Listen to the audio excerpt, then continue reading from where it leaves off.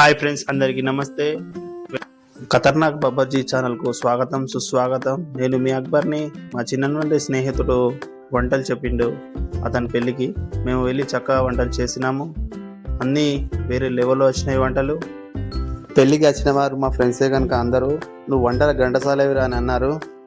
నేను ఈ ఛానల్లో పెట్టే మొట్టమొదటి వీడియో అందరూ సబ్స్క్రైబ్, లైక్ చేయండి, కంపల్సరీ షేర్ చేయండి ప్లీజ్. దయచేసి వీడియోలో ఏమైనా మిస్టేక్స్ ఉంటే కామెంట్ రూపంలో తెలపండి. నెక్స్ట్ వీడియోలో ఆ మిస్టేక్స్ కాకుండా చూసుకుంటాను.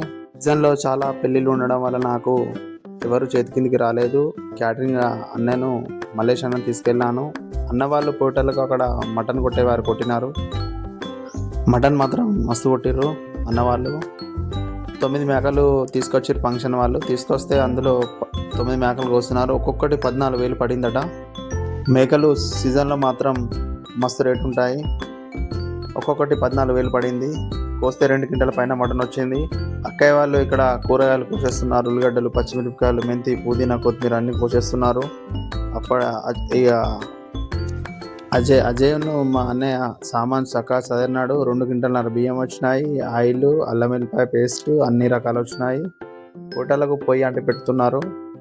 కానీ కట్టెలు ఫంక్షన్ వారికి చెప్తున్నాను, కట్టెలు మాత్రం సర్కార్ తుమ్మ అయితే వేయకూడదు. మన తుమ్మ కానీ 50 కానీ తీసుకురావాలి. చాలా ఎండినే తీసుకురావాలి. వంటలు చేసేటప్పుడు చాలా ఇబ్బంది అవుతుంది. వంటలు కూడా లేట్ అవుతాయి.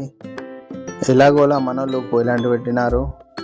ఇక మనం సాంబార్ కోసం పప్పు ఉడకబెట్టుకోవాలి. అందులో కందిపప్పు 2 కిలోలు వేసాము. వాటర్ అజయ్ వేస్తున్నాడు. పప్పు మెత్తగా ఉడకాలి. మొత్తం గంజి ఉడికితే సాంబార్ వేరే లెవెల్లో వస్తుంది. చాలా మంచిగా ఉంటుంది. పప్పు ఎప్పుడప్పుడు కలుపుకుంటూ ఉండాలి, లేకపోతే మాడిపోతుంది. ఇక నెక్స్ట్ మటన్ కోసం గంజు పెట్టుకున్నాం. గంజులో ఆయిల్ పోసుకున్నాం. మనము ఆయిల్ ఏ విధంగా పోస్తామంటే 10 కిలోలకు కేజీ ఆయిల్ పోస్తాము. మటన్లో నాన్ వెజ్లలో మటన్ యా చికెన్లలో పల్లి నూనె పోసుకోవాలి. పల్లి నూనె టేస్ట్ వస్తుంది బాగా. కానీ ఆయిల్ కూడా బాగా తినకూడదు. కొన్ని నష్టాలు కూడా ఉంటాయి. బాడీలో కొలెస్ట్రాల్ పెరుగుతుంది. మనం వేసేది 2 క్వింటల్ మటన్ కనుక 20 కేజీల ఆయిల్ వేసాము. అందులో 10 కేజీస్, ఇండిలో 10 కేజీస్ ఆయిల్ వేసేసాము. ఆయిల్ చాలా వేడెక్కాలి. ఆయిల్ వేడైనాక ఉల్లిగడ్డ వేయాలి. ఉల్లిగడ్డ ఎర్రగా కాల్చుకోవాలి, నల్లగా కాల్చుకోకూడదు. నల్లగా కాల్చడం వల్ల అంత కమురు వాసన వస్తుంది. ఎర్రగా కాల్చుకున్నాక పచ్చిమిరపకాయలు వేసుకోవాలి. తర్వాత బగారాకు, తర్వాత అల్లం వెల్లిపాయ పేస్టు. అల్లం వెల్లిపాయ కూడా 10 కేజీలకు 3/4 కిలో అల్లం వెల్లిగడ్డ పేస్ట్ వేసుకోవాలి. నీళ్ళల్లో కలుపుకొని వేసుకోవాలి. ఎందుకంటే నీళ్ళల్లో కలపడం వలన అడుగు అంటదు. మనం ఇంటికాడ చేసుకుంటే నీళ్ళలో కలపడం అవసరం లేదు. వంటలు మాట్లాడడానికి వెళ్ళినప్పుడు ఒక పెద్ద మనిషి ఉండి అన్నాడు, వంటలు ఏముంది 2 గంటలు చేస్తాడు, 20-30 వేలు తీసుకుంటారా మీరు అన్నాడు. అన్నయ్య అంతలోపే ఆ వంటల కాడికి ఇప్పుడు వచ్చినప్పుడు మీరు అన్నారు కదా ఒక్కసారి వంటల కాడ ఉండి చూడండి, దగ్గర చూడండి అని అన్నాక పెద్ద మనిషి అవునే నిజమే, బాగా కష్టమే వంటలు అన్నాడు. మీకు ఎంత ఎక్కువ ఇచ్చినా తక్కువనే. మీరు మొత్తం అగ్గిలా మండుతున్నారు. మీ రక్తం ఏ కలర్లో ఉంటుందో, ఎర్రగా ఉంటుందో కర్రగా ఉంటుందో అని అన్నాడు. మీకు చాలా కష్టం, ఇది వంట పని బాగా కష్టం అని అన్నాడు. అప్పుడు అన్నవారికి తెలిసిపోయింది చాలా కష్టం ఉంటుందని. మీరు కూడా ఒకసారి వంటల వాళ్ళ పరిస్థితి చూడండి. అగ్గిలా బుర్రాలే మొత్తం. మటన్ వేసి కాసేపు పక్కకున్నా కూడా పర్లేదు, కానీ రైస్ వేసినప్పుడు మాత్రం గంజు దగ్గరనే ఉండాలి. ఆ దగ్గర అనేది చాలా విపరీతంగా ఉంటుంది. మటన్ కొద్దిగా మంట తక్కువ ఉన్నా పర్లేదు, కానీ రైస్కు మాత్రం 4 మూలల మంచిగా మండాలి. లేకపోతే అన్నం అనేది కచ్చా పక్కాగా ఉడుకుతుంది. అప్పుడు మిగతా వాళ్ళందరూ తిడతారు ఏమండిరని. అందుకనే వంటలు అనేది జాగ్రత్తగా ఉండాలి. కానీ మనం చేసిన వంటలు అందరికి నచ్చుతాయి.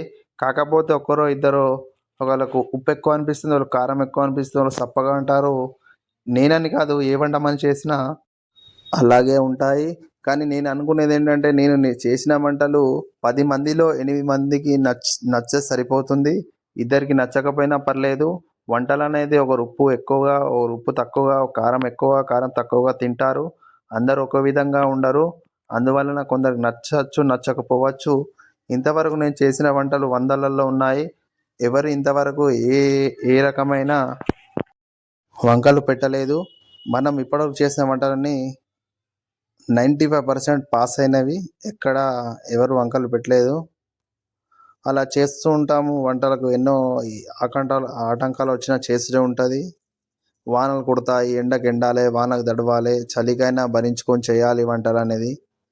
వేరే పని అయితే వంటలు కాకుండా వేరే పని అయితే పోస్ట్పోన్ చేసుకోవచ్చు. ఈ వంటలు అయితే పోస్ట్పోన్ చేయరాదు. వాన వచ్చినా వరద వచ్చినా ఖచ్చితంగా వంటలకు వెళ్ళాలి, చేయాలి. 100% సక్సెస్ చేయాలనే మన ఉద్దేశం ఉంటుంది. మనం ఈ విధంగా చేసుకుంటుంటే ఆ లోపు మటన్ ఉడికిపోయింది. గంటన్నర అయిపోయింది, ఉడికింది. ఉడికినప్పుడు కుడకపొడి వేసుకోవాలి. తర్వాత కారపొడి వేసుకోవాలి. 25 కేజీలకు మనం ఒక కారపొడి ప్యాకెట్ వేస్తాము, 1/2 కేజీ వేస్తాము. 25 కేజీలకు ఒక పావు కిలో 300 గ్రామ్స్ ఉప్పు వేస్తాము. అప్పుడప్పుడు మన మిస్టేక్ జరుగుతాయి. ఏంటంటే అల్లంలో ఉప్పు ఎక్కువ వేయడం వలన మనం చూసుకుంటూ వేసుకోవాలి. అందుకనే అల్లం 300 గ్రామ్స్ కాకుండా ఒక్కొక్కసారి పావు కిలో వేసుకొని ఇంకో 50 గ్రామ్స్ తర్వాత చూసేసుకోవాలి. అప్పుడే వంటలు చాలా చక్కగా వస్తాయి. కానీ కారపొడి వేస్తే కలుపుతూనే ఉండాలి, లేకుంటే ముద్దలు కడుతుంది కారపొడి. అన్న చాలా కష్టపడుతున్నాడు మల్లేష్ అన్న. కస్టమర్లు దయచేసి ఒకటి దృష్టిలో ఉంచుకొని మాట్లాడండి. వంటలంటే ఆషామాషే కాదు, చాలా కష్టపడాలి. ఇది ఒకటి గుర్తుపెట్టుకోండి. కస్టమర్లు దయచేసి తగిన ఫలితం ఇవ్వండి. ఈ యొక్క మొట్టమొదటి వీడియో నాకు లైక్, కామెంట్, సబ్స్క్రైబ్ చేయండి దయచేసి. నేను కొత్తగా పెట్టిన ఛానల్. నాకు ఈ ఛానల్ గురించి కూడా ఏం తెలియదు, అందరు పెడుతున్నారని నేను పెడుతున్నాను. అదేవిధంగా మన అడ్వర్టైజ్మెంట్ కూడా అవుతుందని ఈ వీడియోలు పెడుతున్నాను. దాన్ని ఉద్దేశించి పెడుతున్నాను. నాకు ఏదో యూట్యూబ్ ద్వారా పైసలు వస్తాయని కాదు, అందరికీ అడ్వర్టైజ్ అవుతానని పెడుతున్నాను అంతే. నా వంట తిన్నవారు మళ్ళీ నేనే కావాలని కోరుకుంటారు. ఇది మాత్రం నిజం. కాకపోతే కొందరు నా ప్రతిభను గుర్తించకపోవచ్చు. ఈ యొక్క ప్రోగ్రాంకు మేము చేసినవి ఏంటంటే 2 గింటల మటను, 2 గింటల రైసు, పాలకూర పప్పు, సాంబారు, ఆలుగడ్డ టమాటా, చికెను 40 కేజీలు, ఉప్మా చేసినాము. మే యొక్క వంట చేయడం వలన కొలింగ్ కూడా చాలామంది వంటలు చూసి ఫిదా అయిపోయినారు.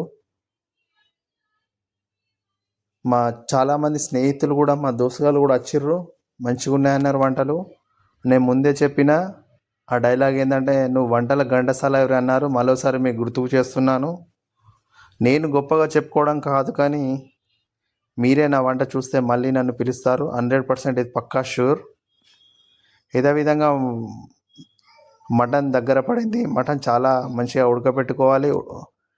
మటన్ ఒకటే గుర్తుపెట్టుకోండి, మటన్ అనేటప్పుడు కారము, ఉప్పు, గరం మసాలా మంచిగా ఉడకాలి మటన్. ఇవే కానీ ఇవి చేయడం వలన మటన్ చాలా చక్కగా ఉంటాయి. చాలామంది మాస్టర్లు ఏం చేస్తారంటే మటన్ ఉడకనివ్వరు, కారం తక్కువ వేస్తారు, ఉప్పు తక్కువ వేస్తారు. అలా కొంతమంది ఫెయిల్ అయిపోతారు. ఉప్పు, కారపొడి, మటన్ ఉడకాలి. మొట్టమొదటి ఫస్ట్ది ఏంటంటే మటన్ ఉడకాలి. మటన్ ఉడికితేనే అప్పుడు మీకు మార్క్స్ ఎక్కువ వస్తాయి. ఓకేనా? ఇది ఒకటి గుర్తుపెట్టుకోండి. ఇంకా అక్కయ్య వాళ్ళు ఇంకా కూరగాయలు కోయడం కాలేదు. ఆలుగడ్డ కోసం టమాటాలు కోస్తున్నారు. టమాటా ఆలుగడ్డ ఇంకా బాగా ఉన్నది మనం వండేది. టమాటా ఆలుగడ్డ వండాలి. ఇది పప్పు ఉడికింది, పాలకూర పప్పు ఉడికింది, దగ్గర పడింది. ఓకేనా? ఊకే కారపొడి వేసినాక ఆ విధంగా ఉంచకుండా ఊకే కలుపుకోవాలి మటన్లో, లేకపోతే అడగంటుతుంది. ఊకే కలుపుతూనే ఉంటేనే మనం ఫాస్ట్ అవుతూనే ఉంటాము. అజయ్ బ్రో పుదీనా వేస్తున్నాడు, లైట్గా వేసుకోవాలి. మటన్లో పుదీనా వేయకున్నా పర్లేదు. ఇంకోటి ఏంటంటే, మనం రైస్ వేసుకునేటప్పుడు బిందెన్నర నీళ్ళు పోసుకోవాలి. బిందె రైస్ అయితే బిందెన్నర నీళ్ళు పోసుకోవాలి. కొత్త బియ్యం అయితే బిందె పావు పోసుకోవాలి. మనం వాడే రైస్ ఏంటంటే సూర్య బ్రాండ్, అందులో జై శ్రీరామ్ రైస్, స్టీమ్ రైస్ వాడుకోవాలి. ఫంక్షన్లకు అయితే కొద్దిగా నీళ్ళు ఎక్కువ తక్కువ అయినా కూడా అది అబ్జర్వ్ చేసుకుంటుంది. ఇక ఇది సాంబార్, మనం చేసిన సాంబార్ చూడండి ఏ విధంగా ఉందో. లుకింగ్ చూసే మనం చెప్పచ్చు వంటలు ఎలా ఉన్నాయని, తినకముందే చెప్పొచ్చు వంటలు ఏ విధంగా ఉన్నాయని. ఇది మనం చేసిన సాంబార్, పాలకూర పప్పు, ఆలుగడ్డ టమాటా చూడండి ఒకసారి ఏ విధంగా వచ్చిందో. ఆయన కలపరాకుంటే నేను తీసుకొని కలుపుతున్నాను. చూడండి, అతనికి కొద్దిగా కొత్త క్యాండిడేట్, అందుకోసం కలపడం రాదు. కలిపే విధానం ఉంటుంది దేనికైనా, ఎట్లా పడితే అట్లా కలపరాదు.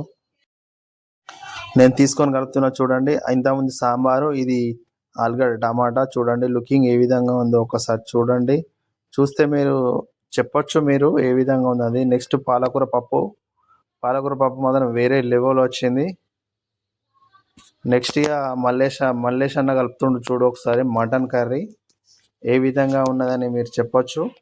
మటన్ కర్రీ చాలా చక్కగా వచ్చింది. మటన్ కర్రీ మాత్రం సూప్ కానీ బరాబర్ వచ్చింది. మన ఇంకో విషయం ఏంటంటే మటన్ సూప్ పెట్టుకునేటప్పుడు అందరూ సూప్ పెట్టండి అంటారు. అది మటన్ తిన్న ఫీలింగ్ రాదు. అందరు ఏమనుకుంటారంటే మటన్ సూప్ ఎక్కువ పెడితే ఎదిగేస్తుంది అనుకుంటారు. ఆ విధంగా రాదు. మటన్ అనేది గ్రేవీగా ఉంటేనే ఎదిగనేది వస్తుంది. అందరు చాలా చక్కగా తింటారు. లేకపోతే ఏంటంటే మటన్ సూప్ ఎక్కువ ఉండడం వల్ల సాంబార్ లెక్క పోసుకొని మొత్తం పక్కకు దొబ్బేసి మళ్ళీ ప్లేట్ పడతారు. అదొకటి గుర్తుపెట్టుకోండి. అందరు గ్రేవీగా అందించండి, మీకు బరకత్ అనేది ఉంటుంది. బరకత్ మస్తు వస్తుంది. కాదు బరకత్ అంటే మీ అందులో బాగా వేస్టేజ్ అనేది ఎక్కువ ఉండే తింటారు. ఆ గ్రేవీతోనైనా తినగలుగుతారు అందరూ. ఈరోజు ఫంక్షన్ హాల్లో ఎలా ఉందంటే మటన్ అనేది 2 క్వింటాల మటన్కు క్వింటల్ 50 కిలోల రైస్ ఒడిచింది. కాకపోతే ఒకప్పుడు మా అమ్మ నాన్న పెళ్ళిళ్ళప్పుడట ఒక్కటికి వస్తే దాదాపు 100 మంది 150 మంది 200 మంది తినిపోయారట సూప్తోని. కానీ ఇప్పుడు ఈ విధంగా ఇలా లేదు. ఎందుకంటే ఇప్పుడు ఏంటంటే ఒక్కొక్కడు అర్ధ కిలో కూర తింటున్నారు. అదొకటి గుర్తుపెట్టు. ఇంట్లో తెచ్చుకుంటే పావు కిలో తెచ్చుకొని వండుకుంటారు. అదొకటి గుర్తుపెట్టుకోండి. అన్న వాళ్ళు చూడండి వీళ్ళందరూ చూడండి, అందరూ లైక్లు కామెంట్లు మంచిగా చేయండి. ఇది మన ఒక వీడియో. అందరు రివ్యూలు మంచిగా ఇచ్చినారు. రివ్యూ మనకు 100కు 95% వచ్చినాయి రివ్యూలు మంచిగా. మీరు కూడా నా యొక్క వంటలు తిన్నవారు ఎవరైనా ఉంటే కామెంట్ చేయండి, మిగతా వారికి కూడా తెలిసిపోతుంది. అదొకటి గుర్తుపెట్టుకోండి. మన వంటలు తిన్నవారు ఏ విధంగా రివ్యూ ఇచ్చారో మీరే చూడొచ్చు. మేము చెప్పినవి కాదు, వాళ్ళకి ఏ విధంగా ఉన్నాయి అడిగినప్పుడు వాళ్ళు చెయ్యి థమ్స్అప్ చూపెడుతున్నారు అంటే చాలా చక్కగా ఉన్నాయి అంటున్నారు. మేము చెప్పిన విషయం కాదు, వాళ్ళు తిని చెప్పినారు. కొంతమంది రివ్యూల కోసం చెప్పండి అన్న, ఇలా చెప్పండి అలా చెప్పండి అంటారు. ఓకేనా?